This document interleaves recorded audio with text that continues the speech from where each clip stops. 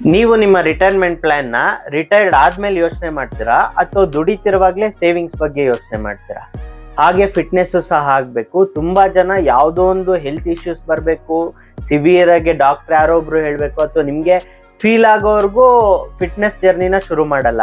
ಅಥವಾ 60 ವರ್ಷ ಆದ್ಮೇಲೆ ತುಂಬಾ ಜನ ವಾಕಿಂಗ್ ಮಾಡೋದೆಲ್ಲ ನೋಡ್ತಾ ಇರ್ತೀವಿ. ಹಾಗೆ ಯಾವುದೇ ಕಾರಣಕ್ಕೂ ಮಾಡಕ್ ಹೋಗ್ಬಿಡಿ. ನೀವು ದುಡಿತಿರುವಾಗಲೇ ಸೇವಿಂಗ್ಸ್ ಬಗ್ಗೆ ಯೋಚನೆ ಮಾಡ್ತೀರಾ ಅಲ್ವಾ, ಅವಾಗಲೇ ಟೆನ್ಷನ್ ಫ್ರೀ, ಸ್ಟ್ರೆಸ್ ಫ್ರೀ ಆಗಿ ಚೆನ್ನಾಗಿ ಸೇವಿಂಗ್ಸ್ ಮಾಡ್ಬೋದು. ನೀವು 25 ವರ್ಷಕ್ಕೆ ಶುರು ಮಾಡಿದ್ರೆ ತುಂಬಾ ಒಳ್ಳೇದು. ಬಟ್ 40-45 ಆದ್ರೂ ಯಾವುದೇ ಕಾರಣಕ್ಕೂ ಲೇಟ್ ಆಗಲ್ಲ. ಬಟ್ ಎಷ್ಟು ಬೇಗ ಶುರು ಮಾಡ್ತಿರೋ ಅಷ್ಟು ಒಳ್ಳೇದು. ಹಾಗೆ ನಿಮ್ಮ ಆರೋಗ್ಯ ಚೆನ್ನಾಗಿರುವಾಗಲೇ ನೀವು ನಿಮ್ಮ ಫಿಟ್ನೆಸ್ ಜರ್ನಿನ ಶುರು ಮಾಡಿದ್ರೆ ಯಾವುದೇ ಕಾರಣಕ್ಕೂ ಓವರ್ ವೆಯ್ಟ್ ಆಗಲ್ಲ. ಕಾಯಿಲೆ ಬಂದಾಗ ಮೆಡಿಕೇಶನ್ ತಿರ್ಗಿ ಅದರಿಂದಾಗೋ ಮೆಂಟಲ್ ಫಿಸಿಕಲ್ ಸೈಡ್ ಎಫೆಕ್ಟ್ಸ್ ನ ಫೇಸ್ ಮಾಡೋ ಹಾಗಿರಲ್ಲ. ತುಂಬಾ ಸುಲಭವಾಗಿ ಯಾವುದೇ ಕಾಯಿಲೆ ಇಲ್ಲದೆ ಮೆಡಿಕಲ್ ಎಕ್ಸ್ಪೆನ್ಸಸ್ ಬಿಲ್ದೆ ನೀವು ಫಿಟ್ ಆಗಿ ಮೇಂಟೈನ್ ಮಾಡ್ಕೊಂಡು ಹೋಗ್ಬೋದು, ಯಂಗ್ ಅಂಡ್ ಎನರ್ಜೆಟಿಕ್ ಆಗಿ. ಫಿಟ್ನೆಸ್ ಅಷ್ಟೇ, ಎಷ್ಟು ಬೇಗ ಶುರು ಮಾಡ್ತಿರೋ ಅಷ್ಟು ಒಳ್ಳೇದು. ಇವಾಗ 30-40 ಆಗಿದ್ರು ಯೋಚನೆ ಮಾಡ್ಬೇಡಿ, ಆದಷ್ಟು ಬೇಗ ಶುರು ಮಾಡಿ.